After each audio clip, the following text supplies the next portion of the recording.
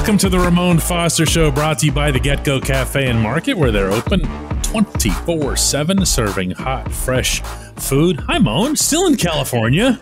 Still be on the way home soon, though, okay? So let's go. Yeah, it's a dad-type vacation, as Ramon has reminded us, and those are really exhausting. Just go with me on this one for a second. They're exhausting. They are not at all vacations, are they? No, they are not. You go on vacation for them. And I'll be honest with you, walking these parks in this city, all I have been saying is when dad needs a moment, y'all better not ask me a question. Don't have me do anything. Don't text me because I've poured into you guys, okay? So when I need a moment, give me my moment after this week, DK. That's all I'm asking. So you get it. Yeah, absolutely. The Steelers are still, oh my goodness, it's almost a month away from training camp. Mm-hmm. And it's a really, really dead period in the NFL. And one of the things we're going to be doing on this program on a regular basis is isolating on a specific player and the expectations that exist for this player going into this season. And when I brought this subject up with you before the show, you brought up, of all people, Ryan Shazier, who's obviously no longer with the team. But Mon, he's still not been replaced after all this time and all that effort. Yeah, the ghost of Ryan Shazier. You knew what it was going to be when you drafted. I'll be honest with you. I didn't do. I'll be completely honest. When I saw him get drafted first round, I didn't watch a whole lot of Ohio State football anyway. Just no disrespect to him whatsoever. I just didn't watch a whole lot because I had my own career to kind of look at. But I didn't realize Shazier was, that good at Ohio State. And when he got to campus, when he got to training camp, I realized it. I was like, oh, you were a little bit different. The way he moved. Go ahead. Yes. Day one. I saw you guys out there, and I saw the way the coaches and everybody were locking in on 50, and it was just, there was something there that we hadn't seen on the first day of a training camp since Marquise Pouncey, where you just go, what the heck is that? Yes. The way he ran, the way he moved, how agile he was, his playmaking ability, although he was messing up here and there, you saw it from day one, man. And so I think whenever we saw it as players, we talk about it. And then the fans start to see it themselves also at training camp, man. You have this guy that honestly looks like a basketball player, although a little bit shorter, long arms, speed like a freaking wide receiver. And then not only that, he gets on the field and he starts making those plays. The smarter he get, I always tell people, he came to work in a business attire with a satchel on him and fully dressed like he was going to a business meeting every single practice, man, every single day. And so it translated on the field whenever it caught up to him mentally. And when he got injured, man, it really turned into if we can be real, it was, and Vinny kind of said it, man, we're he said, we're trying to use three guys to do what one guy did. Shazier could tackle head on. Shazier could cover just like a DB. Shazier could also read and break down plays and create turnovers. Like you had to find three different guys to do what one guy did. And to this day, you're still looking for that guy. If we go back to, 2018, when they went and got Devin Bush. What was the idea of 2018? Was it 2018 and 19 when they went and got Devin Bush? Why? Because he was fast like Shazier. He could drop into coverage like Shazier, and he had the tenacity of him. And you come to find out, he's just not Ryan. And no, he's not. No, he's not. I mean, I'm glad you mentioned the arms because of all the things that made. I mean, Shay obviously was a physical freak in a lot of senses with everything, but the arms.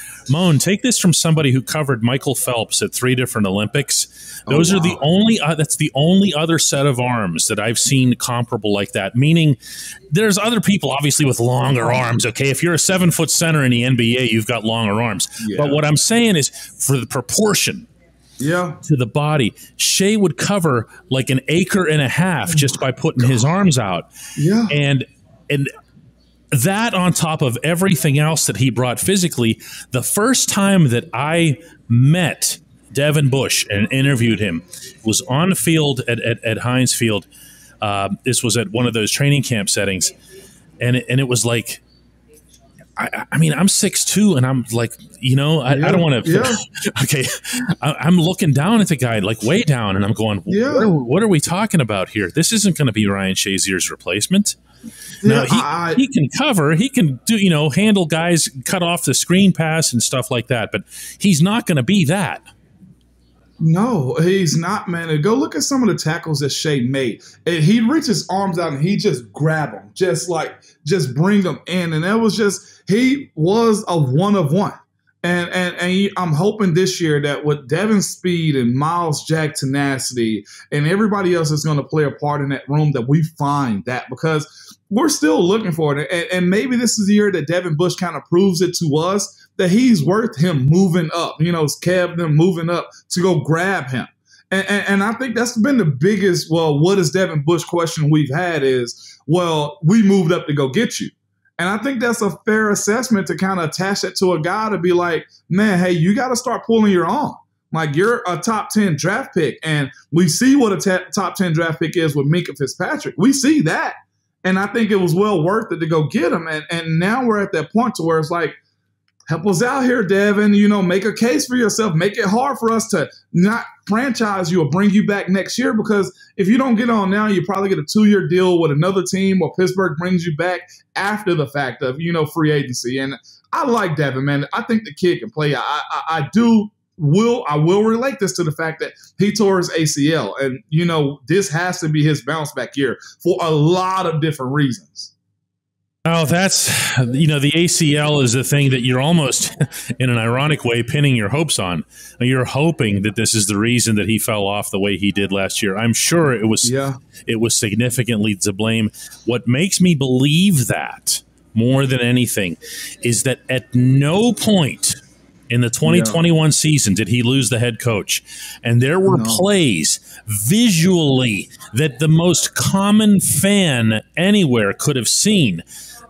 It looked like either lack of effort or lack of stick-to-itiveness, and these are not traits that we saw from Bush as a rookie at all. So the fact that he didn't lose the head coach through that has me – go ahead. You know who else didn't lose the head coach whenever they had a bad slump? And we just talked about this guy, Chris Boswell. You remember the funk he went into? So much so that he basically went to IR. Yeah, and they ended up paying him, and they're going to end up paying him again. And when the head coach believes in you, you got to do a lot to lose it. Okay, I'm preaching to the choir here, but this is based on 20 years of covering this team. Whereas on the other spectrum, if you don't have him yet, he will make you work to earn it. Am I right? Yes, he will, man. So what a guy like Devin is who we're talking about again. Is the ghost of Ryan Shazier is what we're chasing. If you hadn't lost Coach Tomlin, and I think a lot more people starting to understand just how good he's been at his job, then I think that says a lot about the players he kind of believe in, like a Devin Bush, like a Chris Boswell, like a guy like myself that he'll give you your shot to unproven more than anything. When we come back, what's a reasonable expectation for Najee Harris statistically in 2022?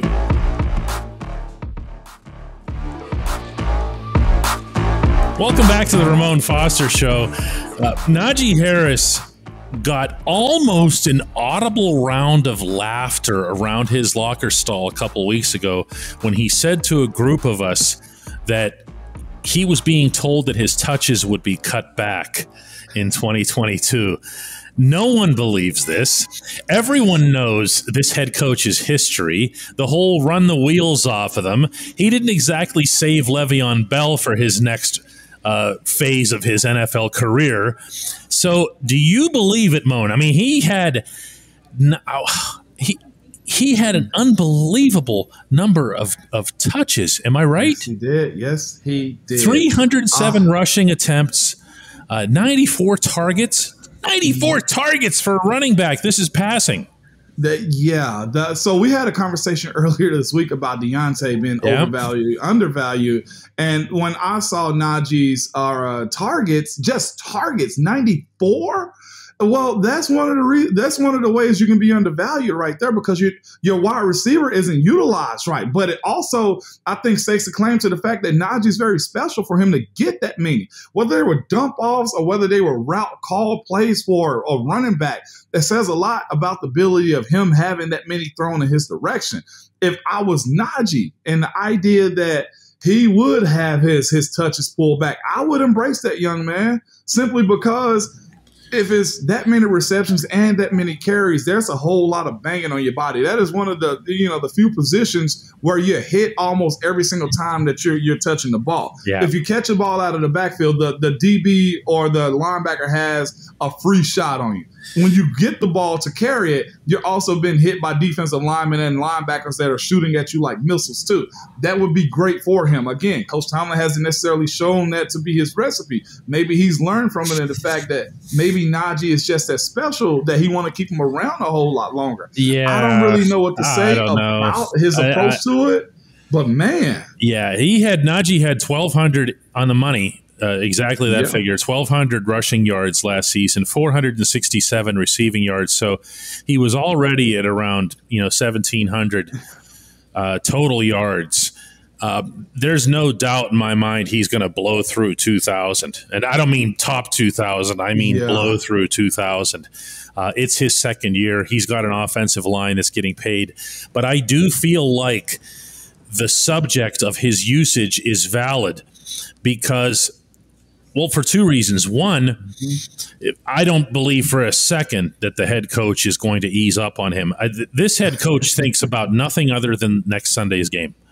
He doesn't do anything in terms of the way he utilizes players to save them even for the following week. Okay, this is not pitching, in baseball where you're monitoring pitch counts and stuff.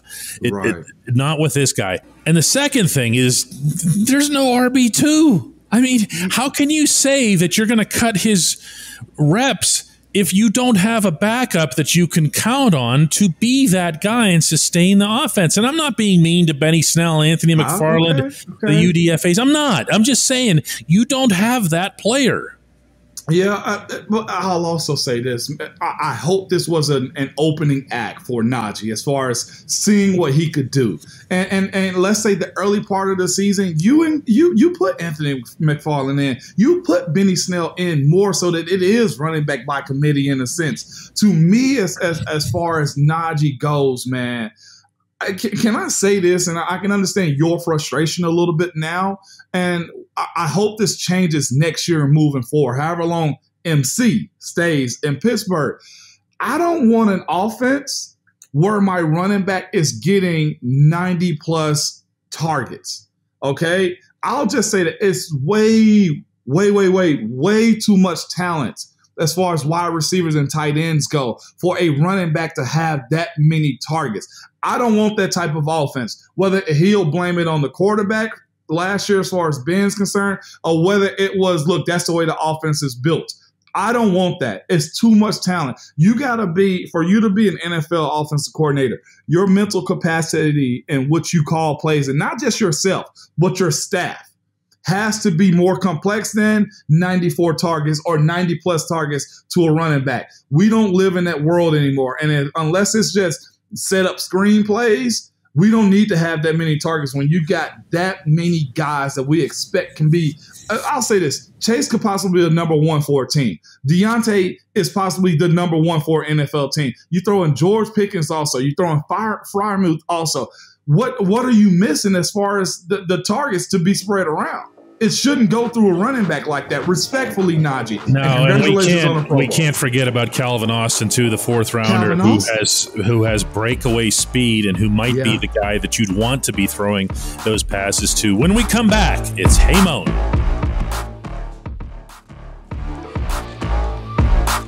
Welcome back to the Ramon Foster Show. It's time, as always, for the ever-popular Hey Mon segment. And we have a guest here at the DK Pittsburgh Sports headquarters and shop. Richard Weber is here to ask you a compelling football question, Mon. Let's go. Ramon, hey, we miss you here in Pittsburgh. Hey, Richard, I miss you guys too, man. Hey. I appreciate you hopping on. I know. I can't believe you didn't stay in Pittsburgh. I always thought you were kind of a Yinzer, all the way through. I was close, Richard. I'm telling you, I still have a place there. Look, I got to raise my kids, okay? After that, we'll see what's going to happen.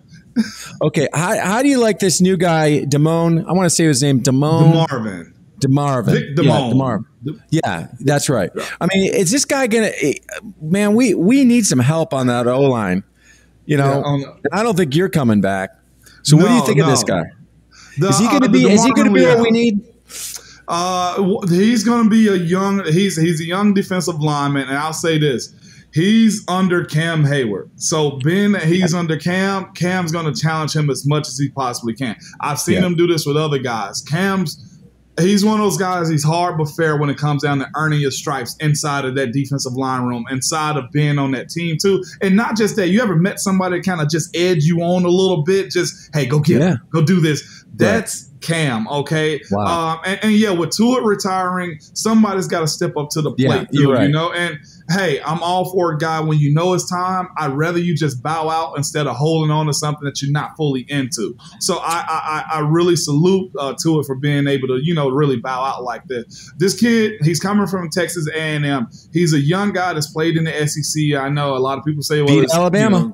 Beat Alabama and played a whole lot too. He has the size. I watched some of his tape, man. He's one of those mean kind of, aggravating type of guys to go against. He'll have to learn this. He'll have to learn leverage. He'll have to learn his hand usage, and he'll have to also learn to just play your role. He was in a position at Texas A&M to where he was going to make plays. And our defense, the way the Steelers go, you will probably make 0 tackles in a game. But as long as you hold your gap, as long as you keep the linebackers free, because we know this, Pittsburgh always has linebackers, outside linebackers and inside linebackers too. He's able to do those things in his first year and not get bullied. He'll be fine, and he should be able to help his team. He can't be backing up. No, he can't be backing up. And I'll say this. We can't expect him to come in and get 10 sacks on the year. He comes in and get 20 tackles on the year, maybe 1 sack, make a TFL or 2. He'll be fine. It's got to be to a point to where there has to be a guy or two, and I know they have Larry Ogunjobi too. They signed in free agency. That guy, he could surprise, couldn't he? Could. We got to make sure that that his injuries are a little bit behind him. But just in general, the Bears walked away from him, right? No, Cincinnati did. Oh, that's right, Cincinnati did. But he played well, and he got injured at the wrong time, which is why you see him signing a late veteran deal the way he did right now. Yeah, I gotcha.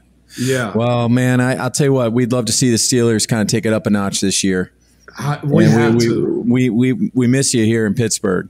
I appreciate it. We'll have thanks for taking my question. Good luck out there in California. It's nice. All right, man. Talk to you. See you, Richard. That's funny. Thank you very much. Okay. There's another candidate. The way he sat down in your seat, DK. It was authoritative.